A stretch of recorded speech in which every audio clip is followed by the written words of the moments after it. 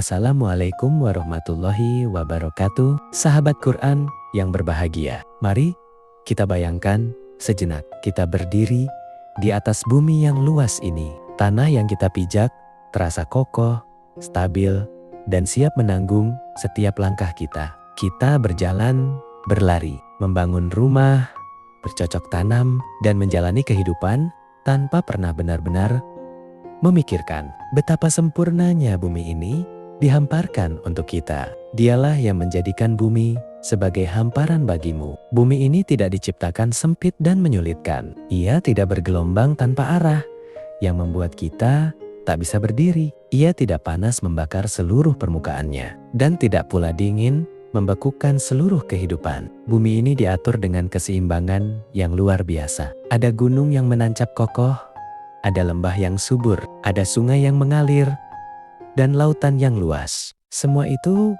bukan kebetulan. Semua itu adalah tanda kasih sayang Allah kepada manusia. Hamparan bumi ini seakan berkata kepada kita, hiduplah, berjalanlah, dan ambillah manfaat dariku. Di atasnya kita membangun peradaban. Dari dalamnya kita mengambil rezeki. Dan di atasnya pula kita akan kembali ketika kehidupan ini telah selesai. Namun, seringkali manusia lupa bahwa hamparan ini adalah pemberian, bukan milik mutlak kita. Kemudian, lihatlah ke atas. Langit terbentang luas tanpa tiang yang terlihat. Siang hari ia biru menenangkan. Malam hari ia gelap penuh bintang. Matahari terbit, membawa cahaya dan kehidupan. Bulan hadir memberi ketenangan dalam gelap. Dan dialah yang menjadikan langit sebagai atap. Atap, sesuatu yang melindungi, sesuatu yang menaungi, sesuatu yang menjaga. Langit bukan sekadar ruang kosong. Ia adalah pelindung yang luar biasa. Ia menjaga bumi dari bahaya yang tak terlihat oleh mata kita. Ia mengatur cahaya, panas, dan keseimbangan kehidupan. Tanpa langit yang sempurna itu, manusia tak akan mampu bertahan. Coba renungkan, siapa yang menahan langit itu agar tidak jatuh? Siapa yang mengatur matahari agar tidak terlalu dekat hingga membakar, dan tidak terlalu jauh hingga membekukan? Tidak ada yang mampu melakukan itu semua kecuali Allah. Lalu perhatikan satu nikmat yang sering kita anggap biasa, hujan. Dialah yang menurunkan air dari langit. Setetes air yang jatuh dari langit bukan sekadar air. Ia adalah kehidupan. Ia adalah harapan. Ia adalah rahmat. Air hujan turun ke tanah yang kering, lalu tanah itu hidup kembali. Tanaman yang layu menjadi segar. Benih-benih yang tersembunyi di dalam tanah mulai tumbuh. Dari air itu muncul berbagai macam buah-buahan yang berwarna, yang berasa, yang beraneka ragam. Pernahkah kita berpikir bagaimana satu jenis air bisa menghasilkan begitu banyak jenis buah? Air yang sama, tanah yang sama, tapi hasilnya berbeda-beda. Ada yang manis, ada yang asam, ada yang lembut, ada yang keras, ada yang berwarna merah, kuning, hijau, dan ungu. Siapa yang mengatur semua itu? Dialah yang menghasilkan dengan hujan itu buah-buahan sebagai rezeki untukmu. Semua itu adalah rezeki. Bukan hanya makanan untuk mengenyangkan perut, tapi juga tanda kasih sayang Allah kepada manusia. Kita makan tanpa memikirkan proses panjang di baliknya. Kita menikmati tanpa merenungi asal-usulnya. Padahal setiap buah yang kita makan adalah hasil dari sistem yang luar biasa kompleks, yang tidak mungkin terjadi tanpa kehendak Allah. Air turun tanah, menyerap, akar bekerja, batang tumbuh, daun berfotosintesis, buah terbentuk, lalu sampai ke tangan kita. Dan seringkali kita hanya mengucapkan, ini milikku. Padahal semua itu adalah titipan.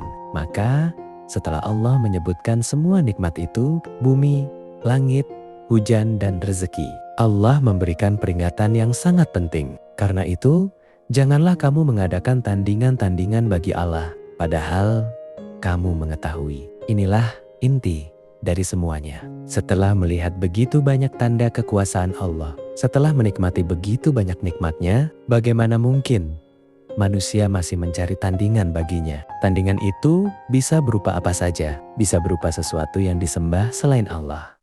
Bisa berupa ketergantungan hati kepada makhluk, bisa berupa rasa takut yang lebih besar kepada manusia daripada kepada Allah, bahkan bisa berupa kecintaan berlebihan terhadap dunia hingga melupakan Sang Pencipta. Padahal kita mengetahui, kita tahu bahwa Allah yang menciptakan. Kita tahu bahwa Allah yang memberi rezeki. Kita tahu bahwa Allah yang menghidupkan dan mematikan. Namun seringkali pengetahuan itu tidak sampai ke hati. Manusia tahu tapi tidak tunduk. Manusia paham tapi tidak taat. Inilah yang menjadi masalah terbesar dalam kehidupan manusia. Bukan karena tidak tahu, tapi karena tidak mau mengikuti kebenaran yang sudah diketahui. Padahal jika kita jujur, tidak ada satupun nikmat yang kita miliki berasal dari diri kita sendiri. Kesehatan kita bukan hasil kekuatan kita semata. Rezeki kita bukan semata karena usaha kita. Bahkan napas yang kita hirup saat ini pun bukan milik kita. Semua adalah pemberian Allah. Maka mengadakan tandingan bagi Allah adalah bentuk ketidakadilan yang paling besar. Karena kita menyamakan yang tidak setara. Kita menyamakan makhluk yang lemah dengan Sang Pencipta yang Maha Kuasa. Padahal makhluk tidak mampu memberi manfaat tanpa izin Allah, tidak mampu menolak mudarat tanpa izinnya. Renungkan, ketika kita menghadapi kesulitan, kepada siapa kita kembali? Ketika hati kita gelisah, siapa yang kita cari? Ketika kita benar-benar terdesak, siapa yang kita panggil dalam doa? Di saat-saat itulah sebenarnya hati kita jujur, hati kita tahu bahwa hanya Allah tempat bergantung. Maka mengapa dalam keadaan lapang kita sering lupa? Mengapa dalam keadaan senang kita sering berpaling? Inilah ujian kehidupan. Allah telah memberikan tanda-tanda yang begitu jelas di sekitar kita. Bumi yang terhampar, langit yang menaungi, hujan yang menghidupkan, dan rezeki yang melimpah. Semua itu seharusnya membawa kita kepada satu kesimpulan, bahwa hanya Allah yang layak disembah. Hanya Allah yang layak kita gantungkan harapan. Hanya Allah yang layak kita takuti dan kita cintai sepenuh hati. Jika kita benar-benar memahami ayat ini, maka hidup kita akan berubah. Kita akan lebih bersyukur. Kita akan lebih tawakal. Kita akan lebih berhati-hati dalam setiap langkah. Kita tidak akan mudah sombong, karena kita tahu semua berasal dari Allah. Kita tidak akan mudah putus asa, karena kita tahu Allah yang memberi rezeki. Dan kita tidak akan mudah berpaling, karena kita sadar tidak ada yang lebih pantas kita tuju selain Allah. Maka marilah kita merenung. Setiap kali kita menginjak bumi, ingatlah bahwa itu adalah hamparan dari Allah. Setiap kali kita melihat langit, ingatlah bahwa itu adalah atap yang Allah ciptakan. Setiap kali kita melihat hujan, ingatlah bahwa itu adalah rahmat dari Allah. Dan setiap kali kita menikmati makanan, ingatlah bahwa itu adalah rezeki dari Allah. Dengan begitu, hati kita akan selalu terhubung dengannya. Dan kita akan terhindar dari satu kesalahan terbesar, mengadakan tandingan bagi Allah. Semoga kita termasuk orang-orang yang tidak hanya mengetahui kebenaran, tetapi juga mengamalkannya. Dan semoga hati kita selalu tunduk kepadanya dalam setiap keadaan. Amin.